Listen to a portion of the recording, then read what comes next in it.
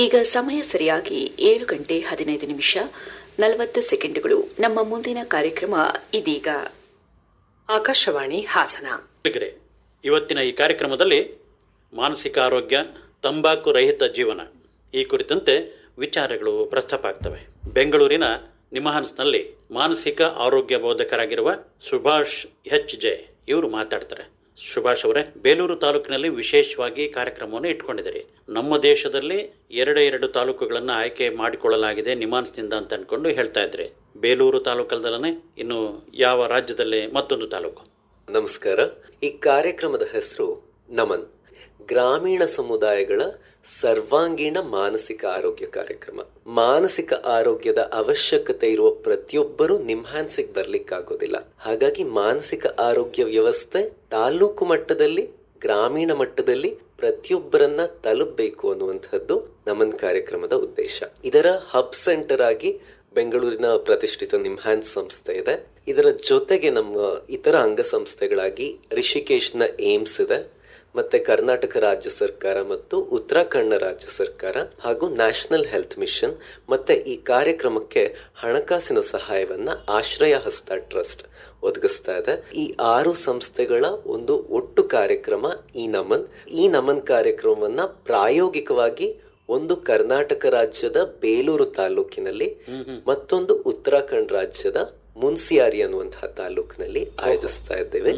ಈ 2 ತಾಲೂಕುಗಳಲ್ಲಿ ಪ್ರಾಯೋಗಿಕವಾಗಿ ತಾಲೂಕು ಮಟ್ಟದ, ಗ್ರಾಮೀಣ ಮಟ್ಟದ ಸರ್ವಾಂಗೀಣ ಮಾನಸಿಕ ಆರೋಗ್ಯದ ಕಡೆಗೆ ನಾವು ಒತ್ತನ್ನ ನೀಡ್ತಾ ಇದ್ದೇವೆ. ಇಂಗ್ಲಿಷ್ ನಲ್ಲಿ ಊಮ್ ಟು ಟೂಂಬ್ ಅಂತ ಹೇಳ್ತೀವಿ. ಅಂದ್ರೆ ಗರ್ಭದಿಂದ ಗೋರಿಯವರೆಗೆ, ಅದು ಚಿಕ್ಕ ಮಕ್ಕಳಾಗಿರಬಹುದು, ಹದಿಹರೆಯದವರಾಗಿರಬಹುದು, ಯುವಕರಾಗಿರಬಹುದು, ಮಧ್ಯವಯಸ್ಕರು, ವೃದ್ಧಾಪ್ಯದಲ್ಲಿರುವಂಥವರು, ಹೀಗೆ ಎಲ್ಲ ವಯಸ್ಸಿನವರ ಮಾನಸಿಕ ಆರೋಗ್ಯವನ್ನ ಮನಸ್ಸಿನಲ್ಲಿಟ್ಟುಕೊಂಡು ಈ ಕಾರ್ಯಕ್ರಮವನ್ನ ಈ 2 ತಾಲೂಕುಗಳಲ್ಲಿ ಪ್ರಾಯೋಗಿಕವಾಗಿ ತರಲಾಗ್ತಾ ಇದೆ.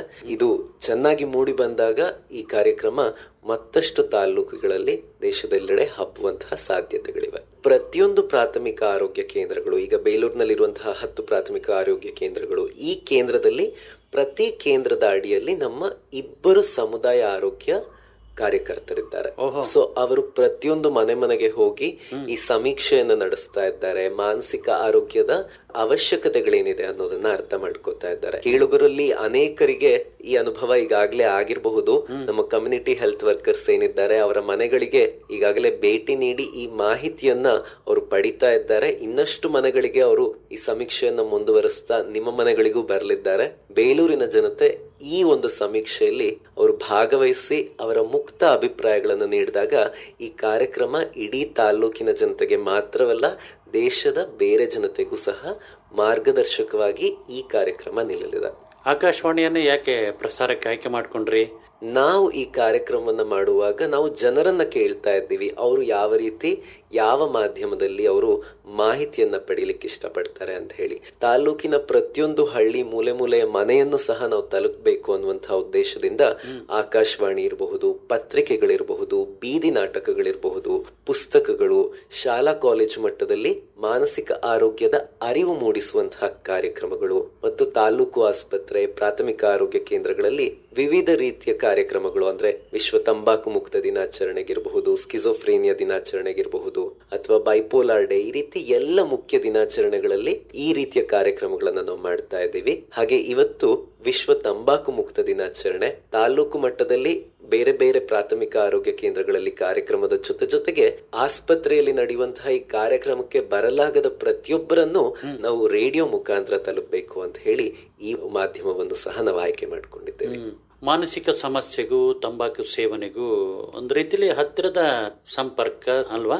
ತಂಬಾಕಿನ ಒಂದು ಪರಿಣಾಮ ದೇಹದ ದೈಹಿಕವಾಗಿ ಪ್ರತಿಯೊಂದು ಅಂಗದ ಮೇಲಿದೆ, ಮತ್ತೆ ಮಾನಸಿಕ ಆರೋಗ್ಯದ ಮೇಲೂ ಇದೆ. ತಂಬಾಕು ಬಳಸೋದ್ರಿಂದ ಕೂದಲು ಉದುರುವಂತಹದ್ದು, ಕೂದಲು ಬೇಗ ಬಿಳಿಯಾಗುವಂತಹದ್ದು, ಮತ್ತೆ ಮುಖದಲ್ಲಿ ಕಾಂತಿ ಕಡಿಮೆ ಆಗುವಂತಹದ್ದು, ತುಟಿ ಕಪ್ಪಾಗುವಂತಹದ್ದು, ಮತ್ತೆ ಗಂಟಲಿಗೆ ಸಂಬಂಧಪಟ್ಟಂತಹ ಕ್ಯಾನ್ಸರ್ ಇತ್ಯಾದಿ ಬರುವಂತಹದ್ದು, ಎದೆ ನೋವು ಕಾಣಿಸ್ಕೊಳ್ಳುವಂತಹದ್ದು, ಹೃದಯಾಘಾತ ಆಗುವಂತಹದ್ದು, ಹೊಟ್ಟೆಯ ಭಾಗಕ್ಕೆ ಬಂದ್ರೆ ಅಜೀರ್ಣ ಆಗುವಂಥದ್ದು, ತಂಬಾಕು ಬಳಸುವವರಲ್ಲಿ ಹಸಿವು ಕಡಿಮೆ ಆಗುವಂಥದ್ದು, ಮತ್ತೆ ಲೈಂಗಿಕ ಆರೋಗ್ಯ ಸಮಸ್ಯೆಗಳು ಬರುವಂಥದ್ದು, ದೇಹದ ಸದೃಢತೆ, ಸ್ಟಾಮಿನಾ ಕಡಿಮೆ ಆಗುವಂತಹದ್ದು.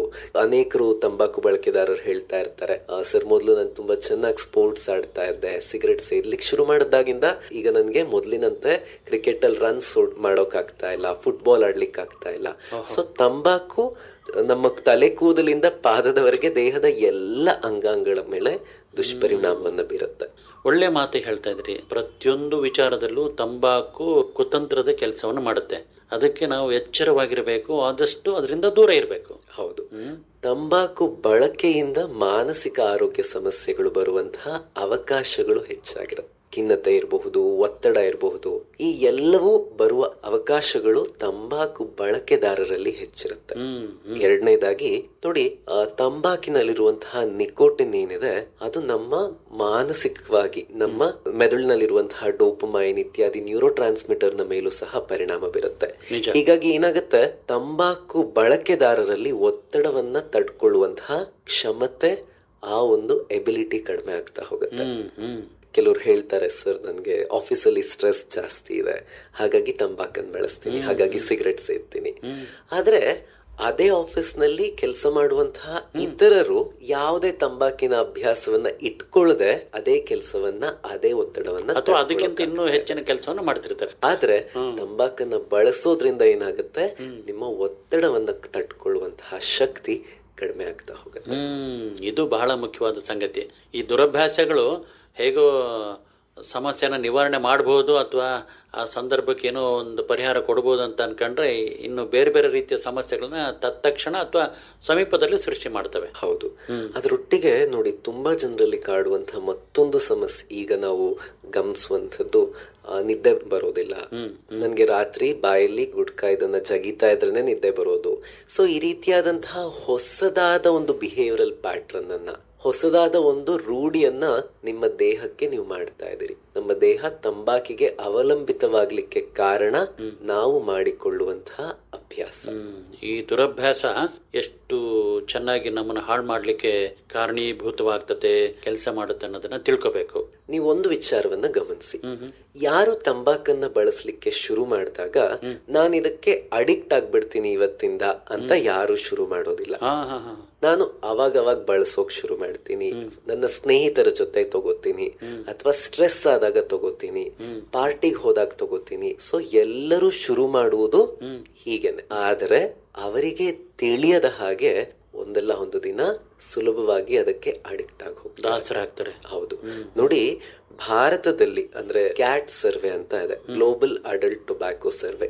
ಈ ಸರ್ವೆಯ ಪ್ರಕಾರ ಈ ದೇಶದಲ್ಲಿ 15 ವರ್ಷಕ್ಕೂ ಮೇಲ್ಪಟ್ಟವರು 28.6% ತಂಬಾಕನ್ನ ಬೆಳೆಸ್ತಾರೆ. ಅಂದ್ರೆ ಸರಿಸುಮಾರು ದೇಶದಲ್ಲಿ 26,70,00,000 ತಂಬಾಕು ಬಳಕೆದಾರರಿದ್ದಾರೆ. ನೋಡಿ, ಇವ್ರಿಗೆ ಯಾರಿಗೂ ಅಡಿಕ್ಟ್ ಆಗ್ಬೇಕು ಅಂತ ಹೇಳಿ ಅವ್ರ ತಂಬಾಕನ್ನ ತಗೊಂಡದ್ದಲ್ಲ. ಹವ್ಯಾಸಕ್ಕೆ, ಮೋಜಿಗೆ ಅಥವಾ ಸ್ನೇಹಿತರೊಂದಿಗೆ ಬೆರೀಲಿಕ್ಕೆ ಅಂತ ತಗೊಂಡಂತಹ ತಂಬಾಕು ಇವರೆಲ್ಲರಲ್ಲೂ ಈಗ ಒಂದು ಅಭ್ಯಾಸವಾಗಿ, ರೂಢಿಯಾಗಿ, ಒಂದು ಸಮಸ್ಯೆಯಾಗಿ ಪರಿಣಮಿಸಿದೆ. ನಗರ ಪ್ರದೇಶದಲ್ಲಿ 6.8 ಕೋಟಿ ಮಂದಿ ತಂಬಾಕು ಬಳಸ್ತಾ ಇದ್ರೆ, ಗ್ರಾಮೀಣ ಮಟ್ಟದಲ್ಲಿ ಭಾರತದಲ್ಲಿ 19.9 ಕೋಟಿ, ಅಂದ್ರೆ ಸರಿಸುಮಾರು 20 ಕೋಟಿ ಮಂದಿ ತಂಬಾಕನ್ನ ಜೊತೆಗೆ ಇದು ಕೇವಲ ಪುರುಷರ ಸಮಸ್ಯೆ ಅಂತಲೂ ಅನೇಕರಲ್ಲಿ ಒಂದು ತಪ್ಪು ಕಲ್ಪನೆ ಇದೆ.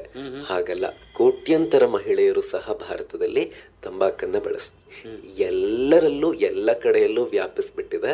ಈ ಕಾರಣದಿಂದಾಗಿ ಗ್ರಾಮೀಣ ಮಾನಸಿಕ ಆರೋಗ್ಯದಲ್ಲಿ ತಂಬಾಕು ನಿರ್ಮೂಲನೆಯು ಸಹ ಒಂದು ಮುಖ್ಯವಾದಂತಹ ಪಾತ್ರ.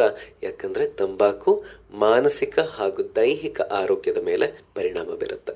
ನೋಡಿ, ಭಾರತ ಸರ್ಕಾರ ಅನೇಕ ಮಾರ್ಗಗಳನ್ನ ತಂಬಾಕು ಬಿಡುವವರಿಗೋಸ್ಕರ ಇಟ್ಕೊಂಡಿದೆ. ತಂಬಾಕು, ಬೀಡಿ, ಸಿಗರೆಟ್, ಗುಟ್ಕಾ ಎಲ್ಲ ಪ್ಯಾಕೆಟ್ಗಳ ಮೇಲೆ ಒಂದು ಫೋನ್ ನಂಬರ್ ಇದೆ. ಆ ನಂಬರ್ ತಂಬಾಕು ಮುಕ್ತ ಸಹಾಯವಾಣಿ ಅಂತ. ಈ ನಂಬರಿಗೆ ಕರೆ ಮಾಡಿದ್ರೆ ಉಚಿತವಾಗಿ ಆಪ್ತ ಸಮಾಲೋಚನೆಯನ್ನ, ತಂಬಾಕು ಬಿಡಲು ಸಹಾಯ ಮಾಡುವಂತಹ ಕೌನ್ಸಿಲರ್ಸ್ ದೊಂದಿಗೆ ಅವ್ರು ಮಾತನಾಡಬಹುದು. ಕನ್ನಡ, ಇಂಗ್ಲಿಷ್, ಹಿಂದಿ, ತೆಲುಗು, ತಮಿಳ್ ಎಲ್ಲ ಭಾಷೆಗಳಲ್ಲಿ ಆಪ್ತ ಸಮಾಲೋಚಕರು ಲಭ್ಯವಿರ್ತಾರೆ. ನೀವು ಕರೆ ಮಾಡಿ ನಿಮಗೆ ಯಾವ ಭಾಷೆ ಬೇಕು ಅಂತ ಆಯ್ಕೆ ಮಾಡ್ಕೊಂಡ್ರೆ ಆ ಭಾಷೆ ಬರುವಂತಹ ಕೌನ್ಸಿಲರ್ ಅಥವಾ ಸೈಕಾಲಜಿಸ್ಟ್ಗೆ ನಿಮ್ಮ ಕರೆ ಹೋಗುತ್ತೆ. ಅವರು ನಿಮಗೆ ಒಂದು 10-15 ನಿಮಿಷ ನಿಮ್ಮ ಹತ್ರ ಸುದೀರ್ಘವಾಗಿ ಮಾತನಾಡಿ ನೀವು ತಂಬಾಕು ಬಿಡಲಿಕ್ಕೆ ಯಾವ ಯಾವ ಉಪಾಯಗಳನ್ನು ಮಾಡಬಹುದು, ಮನೆಯಲ್ಲಿ ಯಾವ ರೀತಿಯಾದಂತಹ ಒಂದಷ್ಟು ಉಪಾಯಗಳನ್ನು ಮಾಡಿ ತಂಬಾಕನ್ನು ಬಿಡಬಹುದು, ಔಷಧಿಯ ಅವಶ್ಯಕತೆ ಇದ್ದಾಗ ಯಾವ ರೀತಿ ಅವುಗಳನ್ನು ಪಡಿಬಹುದು, ಈ ರೀತಿ ತಂಬಾಕನ್ನು ಬಿಡಲಿಕ್ಕೆ ಯಾವ ರೀತಿಯ ಮಾರ್ಗದರ್ಶನ ಬೇಕು, ಯಾವ ರೀತಿಯ ಸೈಕೋಸೋಷಿಯಲ್ ಸಪೋರ್ಟ್ ಬೇಕು, ಈ ಸಹಾಯವಾಣಿಯ ಮುಖಾಂತರ ಮಾಡ್ತಾರೆ.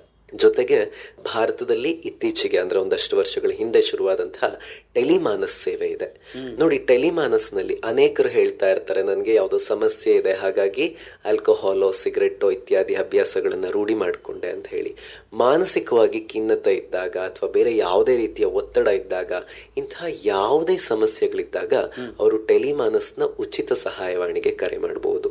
ಅದರ ಸಂಖ್ಯೆ 14416 14416. ಈ ಸಂಖ್ಯೆಗೆ ಕರೆ ಮಾಡಿದಾಗ ಈ ಸೇವೆ ದಿನದ 24 ಗಂಟೆಯೂ ಲಭ್ಯವಿದೆ. ಯಾರಿಗಾದ್ರೂ ಮಾನಸಿಕವಾಗಿ ಒತ್ತಡ ಇದ್ದಾಗ, ಯಾವುದಾದ್ರೂ ಖಿನ್ನತೆ ಇತ್ಯಾದಿ ಸಮಸ್ಯೆಗಳಿದ್ದಾಗ, ಅಥವಾ ಕೆಲಸದ ಒತ್ತಡ ಅಥವಾ ಇನ್ಯಾವುದೇ ರೀತಿಯ ಮಾನಸಿಕ ಆರೋಗ್ಯದ ಸಮಸ್ಯೆಗಳಿದ್ದಾಗ ಟೆಲಿಮಾನಸ್ ಸಹಾಯವಾಣಿಗೆ ಅವ್ರು ಕರೆ ಮಾಡಬಹುದು. ಸೊ ತಂಬಾಕು ಬಳಸುವವರಲ್ಲಿ ಬೇರೆ ಯಾವುದಾದ್ರೂ ಸಮಸ್ಯೆ ಇದ್ದಾಗ ಅವರು ಅದರಿಂದ ಹಿಂಜರಿಯುವ ಅವಶ್ಯಕತೆ ಇಲ್ಲ. ಅವರು ಸಹ ಟೆಲಿಮಾನಸ್ಗೆ ಕಾಲ್ ಮಾಡಿ ಈ ರೀತಿಯ ಒಂದು ಸೇವೆಯನ್ನ ಪಡಿಬಹುದು. ಮತ್ತೆ ಮುಖ್ಯವಾಗಿ ಬೇಲೂರಿನಲ್ಲಿ ಯಾವೆಲ್ಲ ಜನತೆ ಇದ್ದಾರೆ, ಅವರು ಪ್ರತಿದಿನ ನಮ್ಮ ಬೇಲೂರಿನಲ್ಲಿ ಒಂದು OPD ಕ್ಲಿನಿಕ್ ಇದೆ. ಬೇಲೂರಿನ ತಾಲೂಕು ಆಸ್ಪತ್ರೆಯ ರೂಮ್ ನಂಬರ್ 54ರಲ್ಲಿ ಪ್ರತಿದಿನ ನಮ್ಮ ಮನೋವೈದ್ಯರು ಮತ್ತೆ ಒಬ್ಬ ಮನಃಶಾಸ್ತ್ರಜ್ಞರು ಮತ್ತೆ ನಮ್ಮೋರ್ವ ಸೋಷಿಯಲ್ ವರ್ಕರ್ ಇರ್ತಾರೆ. ಸೊ ನಿಮ್ಗೆ ಆಪ್ತ ಸಮಾಲೋಚನೆ ಬೇಕಿದ್ದಲ್ಲಿ ಅಥವಾ ತಂಬಾಕು ಬಿಡಲಿಕ್ಕೆ ಯಾವ್ದಾದ್ರು ಔಷಧಿಗಳ ಅವಶ್ಯಕತೆ ಇದ್ದಲ್ಲಿ, ತಂಬಾಕು ಬಿಡ್ಲಿಕ್ಕೆ ಔಷಧಿ ಬೇಡ ಸರ್, ನೀವು ಹೇಳಿ ನಾವು ಆ ಉಪಾಯಗಳನ್ನ ಪಾಲಿಸ್ತೀವಿ ಅನ್ನುವಂಥವ್ರಿಗೆ ಆಪ್ತ ಸಮಾಲೋಚನೆ ಇರಬಹುದು, ಇದನ್ನ ಒದಗಿಸ್ತಾ ಇದ್ದೇವೆ. ಇದರೊಟ್ಟಿಗೆ ಪ್ರತಿಯೊಂದು ಪ್ರಾಥಮಿಕ ಆರೋಗ್ಯ ಕೇಂದ್ರ, ಈಗ ತಾಲೂಕಿಗೆ ಬರ್ಲಿಕ್ಕೆ ಅನೇಕರಿಗೆ ಸಾಧ್ಯವಾಗದೇ ಇರಬಹುದು, ಸೊ ಅಂಥವರು ಪ್ರತಿಯೊಬ್ಬ ಪ್ರಾಥಮಿಕ ಆರೋಗ್ಯ ಕೇಂದ್ರಗಳಲ್ಲಿ ನಮ್ಮ 2 ಕಮ್ಯುನಿಟಿ ಹೆಲ್ತ್ ವರ್ಕರ್ಸ್ ಇರ್ತಾರೆ. ಅವರು ಸಹ ನಿಮ್ಗೆ ರೆಫರಲ್ ಕೊಡುವಂಥದ್ದಾಗ್ಲಿ, ನಿಮ್ಗೆ ಆ ನಿಟ್ಟಿನಲ್ಲಿ ಮಾರ್ಗದರ್ಶನ ಆಗ್ಲಿ ಕೊಡ್ತಾರೆ. ಮತ್ತೆ ನಮ್ಮ ತಾಲೂಕು ಕೇಂದ್ರದ ಕ್ಲಿನಿಕ್ ಅನ್ನ ಅವರು ಭೇಟಿ ನೀಡಿದಲ್ಲಿ ಅಲ್ಲಿ ತಂಬಾಕು ಅಲ್ಲದೆ ಬೇರೆ ಬೇರೆ ಆರೋಗ್ಯ ಮಾನಸಿಕ ಆರೋಗ್ಯ ಸಮಸ್ಯೆಗಳಿಗೆ ಬೇಕಾದಂತಹ ಮಾಹಿತಿ ಅವರಿಗೆ ತಿಳಿಯುತ್ತೆ. ಅದಕ್ಕೆ ಸಂಬಂಧಪಟ್ಟಂತಹ ಪಾಂಪ್ಲೆಟ್ಸ್ ಆಗ್ಲಿ, ಕಿರುಹೊತ್ತಿಗೆಗಳಾಗ್ಲಿ, ಇಂಥವುಗಳನ್ನು ಸಹ ಅವರು ನಮ್ಮ ಬೇಲೂರಿನ ಕ್ಲಿನಿಕ್ ನಲ್ಲಿ ಅವರು ಪಡಿಬಹುದು. ಬೇಲೂರಿನ ತಾಲೂಕು ಆಸ್ಪತ್ರೆ ಏನಿದೆ ಅದರ ಮೊದಲನೇ ಮಹಡಿಯಲ್ಲಿ ರೂಮ್ ನಂಬರ್ 54ರಲ್ಲಿ ನಮ್ಮ ಸೋಷಿಯಲ್ ವರ್ಕರ್, ಸೈಕಾಲಜಿಸ್ಟ್ ಮತ್ತೆ ಸೈಕಿಯಾಟ್ರಿಸ್ಟ್ ಪ್ರತಿದಿನ ಇರ್ತಾರೆ. ಅವರೊಟ್ಟಿಗೆ ಹಬ್ ಸೆಂಟರ್ ನಿಮ್ಹಾನ್ಸ್ ಇಂದಲೂ ಸಹ ಆಗಾಗ ನಮ್ಮ ನಿಪುಣರು ಬರ್ತಾ ಇರ್ತಾರೆ. ಈ ಸಹಾಯವನ್ನ ಬೇಲೂರಿನವರು ಪಡಿಬೇಕು ಅಂತ ನಾನು ಈ ಮೂಲಕ ಕೋರ್ಕೊಳ್ತಾ ಇದ್ದೇನೆ. ಈ ನಿಟ್ಟಿನಲ್ಲಿ ಬರೋ ದಿನಗಳಲ್ಲಿ ನೀವು ಮಾಡುವ ಕಾರ್ಯಕ್ರಮಗಳು ಯಶಸ್ವಿಯಾಗಿ ಸಾಗಲಿ, ಜನಗಳಿಗೆ ಒಳ್ಳೆಯದನ್ನು ಉಂಟು ಮಾಡಲಿ ಅಂದ್ಕೊಂಡು ನಾವು ಬಯಸ್ತೀವಿ. ನಿಮ್ಮ ಕೆಲಸಕ್ಕೆ ನಮ್ಮ ಸಹಕಾರನೇ ಇರುತ್ತೆ. ಆಕಾಶವಾಣಿ ಮೂಲಕ ನಿರಂತರವಾಗಿ ಕಾರ್ಯಕ್ರಮಗಳು ಬಿತ್ತರವಾಗ್ತಾ ಇರ್ತವೆ. ತಾವು ಈ ಕಾರ್ಯಕ್ರಮದಲ್ಲಿ ಭಾಗವಹಿಸಿದ್ದಕ್ಕೆ ಧನ್ಯವಾದಗಳು ಸುಭಾಷ್ ಅವರೇ. ನಮಸ್ಕಾರ. ಧನ್ಯವಾದಗಳು ಸರ್. ಈ ಮೂಲಕ ಈ ಮಾಹಿತಿ ಬೇಲೂರು ಮಾತ್ರವಲ್ಲದೆ ಈ ಮಾಹಿತಿ ಎಲ್ಲರನ್ನ ಸೇರ್ಲಿ, ಅವರೆಲ್ಲರೂ ತಂಬಾಕು ಬಿಡುವ ಅವರ ಪ್ರಯತ್ನ ಯಶಸ್ವಿಯಾಗ್ಲಿ ಅಂತ ಹೇಳಿ ನಾವು ಸಹ ಹಾರೈಸ್ತೀವಿ. ಅದಕ್ಕೆ ನಮ್ಮ ಕಡೆಯಿಂದ ಪೂರ್ತಿ ಸಹಾಯವನ್ನ ನೀಡಲಿಕ್ಕೆ ನಾವು ರೆಡಿಯಾಗಿದ್ದೇವೆ. ಇದುವರೆಗೂ ಬೆಂಗಳೂರಿನ ನಿಮಾನ್ಸ್ ಸಂಸ್ಥೆಯ ಮಾನಸಿಕ ಆರೋಗ್ಯ ಬೋಧಕರಾಗಿರುವ ಸುಭಾಷ್ HJ ಅವರೊಡನೆ ಸಂದರ್ಶನ ಕೇಳಿದಿರಿ.